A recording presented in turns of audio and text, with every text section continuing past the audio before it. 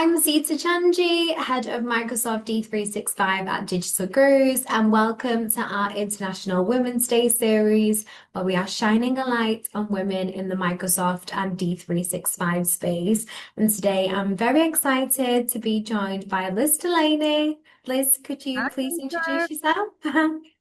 My name's Liz Delaney. I am a Customer Services Director at Technology Management, a leading D365 partner in the UK.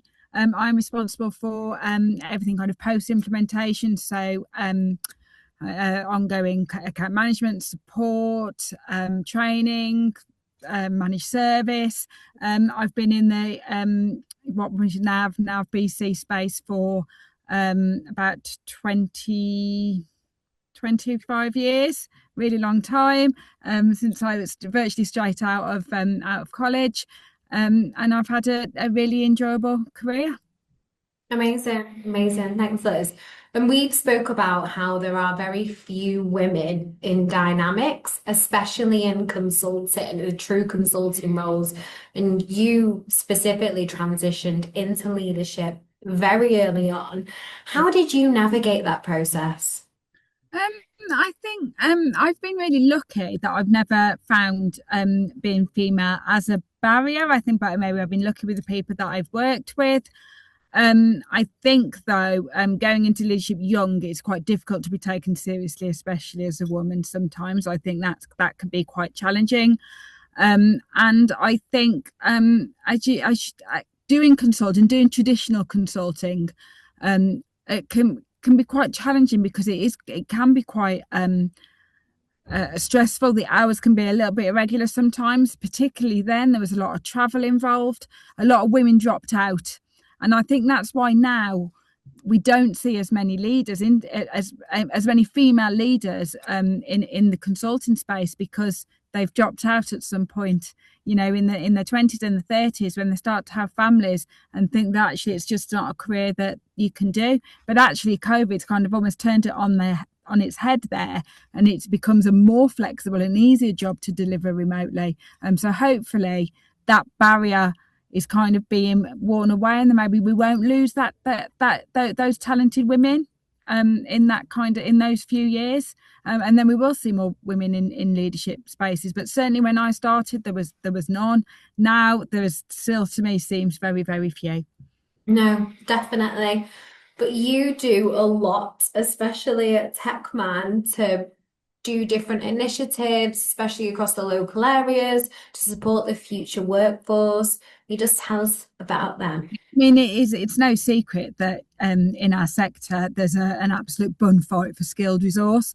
Mhm. We're our own worst enemies, really, going around to, trying to nick people's consultants and bringing experienced people on board. So we took the view that we wanted to kind of grow our own talent as much as we can, which led to we've done a series of academies where we've brought in graduates, say 15, 20 at a time, put them through a training program, and into our consulting teams. But what we were finding is that we weren't getting the applicants. So our intakes were, very, very few females, but, we didn't have them to choose from because they weren't applying. And it led me to start to think about, what was putting people off. Why weren't people coming forward into these types of roles? And then it kind of led me right back to speaking to schools and things, and how girls weren't taking computer science, they weren't interested in those areas. And then so I started a Girls in Tech program, where we invited local schools in just to try and break down some of those preconceptions about what working in a tech company is. And the very first session we did, we asked the question to the girls, what's your idea of somebody that works in tech? And that they were very straight, as teenage girls tend to be, and they said, oh well, you're all techie geeks with no social life. And I thought, that was brutally honest, but also, very, very incorrect. And so we thought that if we could just try and break down some of those barriers and get some of these girls to see that actually that's not the kind of environment that we work in, then you might just change a few and might think that they might go down those career paths, because it's an excellent choice for all, but for girls, I think make really, really, really good consultants. That level of empathy, that ability to impact change, I think it's a great choice. Amazing. And what have you seen now at Techman since doing the academy program, Girls' Day? And obviously you work with 6 local schools and you've won awards in the local area because of that work. And that is amazing because we just don't see it enough in the sector. Yeah, I think we that what we're doing today with schools, we won't see the impact of tomorrow. And I think sometimes, and I think it's every business's responsibility to work with schools and to work with colleges, because we can't just keep saying there isn't enough talent. The people that are coming in, they're not what we need. They haven't got the skills we need. It's our jobs as businesses to work with schools and universities to help them provide the skills that we need. So what we're doing today won't solve our resourcing issue tomorrow. But hopefully, as the years go through and we start to see the academy intakes in 3 to 4 years, I would love to see somebody come into our academy that I spoke to at one of these events, and whether they're going to our company, whether they're going into a similar role in another company. I'd just love to see that people see it as a really good choice, and not just one for the boys. Yeah, no, it's so true. And I guess if you could pinpoint it, why do you think, I know you mentioned before, we just didn't see the female applicants. What else has driven you to drive these initiatives forwards? I think, like I said, there's groups that have been set up to try and encourage diversity. But I didn't feel like, and there was lots of people sitting around saying, we haven't got the people, we haven't got the skills. Do something proactive, do something positive, to try and change mindsets, to try and get the interest, and to try and change the future. Because if we don't do anything, then nothing will change, and we'll still be having the same discussions in 5, 6, 7 years time. And we know that some of the brilliant women that have come into our business over the last 5 years in the academy program will be the future leaders. They will be the leaders of this business in 10, 15, 20 years time. So hopefully they don't have to be having these conversations. I live for the day when we don't have to keep having these conversations. Yeah, no, definitely.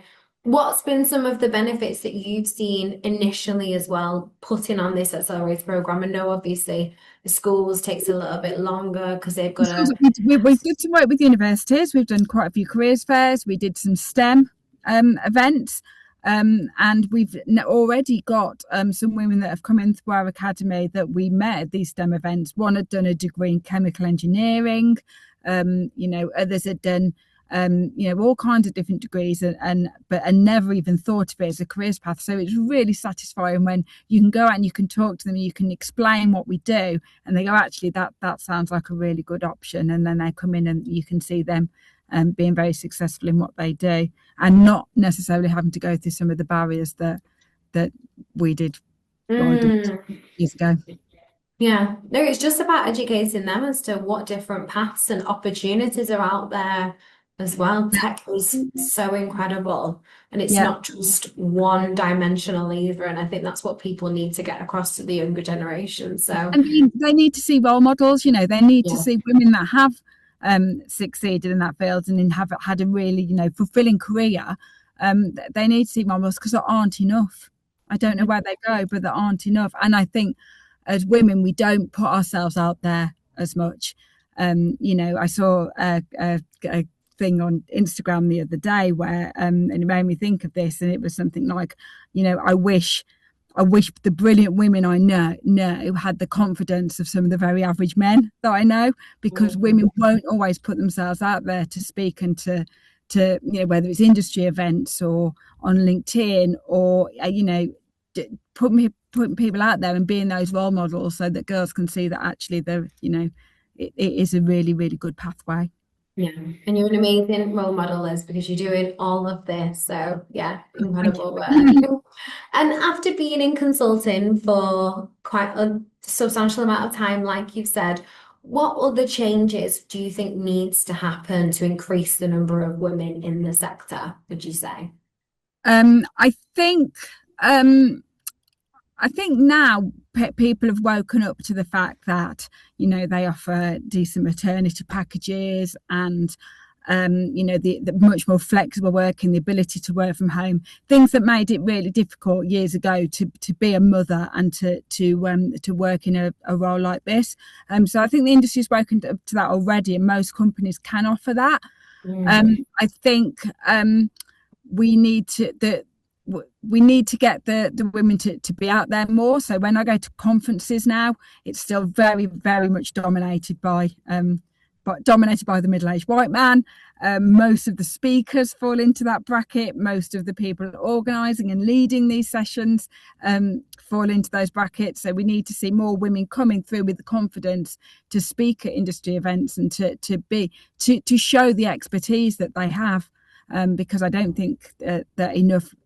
Certainly, the women here have to really be pushed to push themselves forward to do that, even though they have all that expertise. And then we need to see more women going into the leadership positions and really being key parts of organisations. Yeah, definitely proactive. If you want a change, you have to be proactive, and it starts from a structural perspective internally as well. If you're going to drive that change. Absolutely. Yeah. It has been really, you don't have to travel as much now. A lot of what we do is remote. There is the ability to be a little bit more flexible, and women just have such great skills for consulting. A lot of consulting is about change, managing change, having the empathy to be able to work with businesses on that change, and those are skills that come really naturally, I think, and they should use in that way. Yeah, no, definitely. And in terms of a final advice, what would be one last final piece of advice or takeaway that you'd like to give? I think have confidence in your ability, and I think if I was to give myself advice to the 24-year-old me that was made a director and had no clue what I was doing and really shrank a little bit, was have confidence in what you know. And just because you don't have to behave like a man, you don't have to deal with things the way somebody else is. You can develop your own style and still be really successful. And that style might be more empathetic. It might be a little bit softer. It might be a little bit more reserved, but that's fine. But you can still have those skills and do a really, really great job in any role throughout a business like ours or any tech business. Yeah, amazing. Well, thank you so much, Liz. I think listening to your journey, hearing about the initiatives that you push over at TechMan has been incredible, and you're a credit to the community and the girls that you're getting into tech as well. So thank you so much, Liz. Thank you Really for having me. appreciate it. Really nice to talk to you. Thank Thank you. you.